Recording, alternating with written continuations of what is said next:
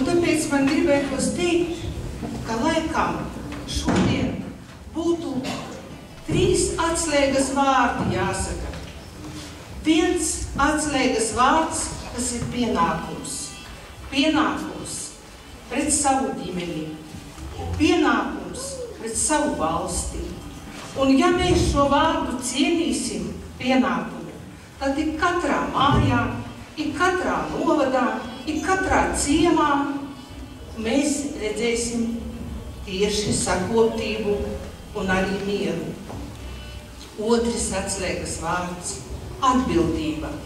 Ja mēs būsim atbildīgi par savu ģimeni, par savu māju, par savu novadu, ciemu, pilsētu, arī tad mēs saņemsim atpakaļ tiešām to, ko mēs gribam no savas valsts. Un, protams, trešais atslēgas vārds, kuram jābūt katram no mums, ik katram, tas ir lepnums. Lepnums par savu ģimeni, lepnums par savu valsti, lepnums par savu ciematu, novadu, lepnums par visu. Ja varbūt kaut kas vēl nav kārtībā, vēl varbūt mūsu darba roku trūkums, vēl varbūt kaut kas nav sakārtots. Bet saprotiet, ka labais rodas no labā, un pozitīvais rodas no pozitīvā.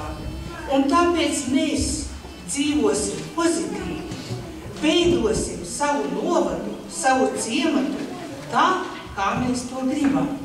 No mums ir atkarīga novada attīstība, no mums ir atkarīga valsts attīstība, tas viss ir mūsos.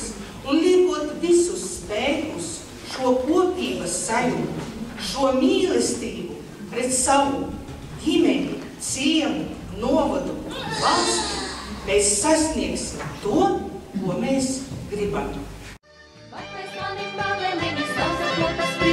Man jāiet ir iesūti klik, klak, klak. Dziedādamas meitas kulās, ir jāmas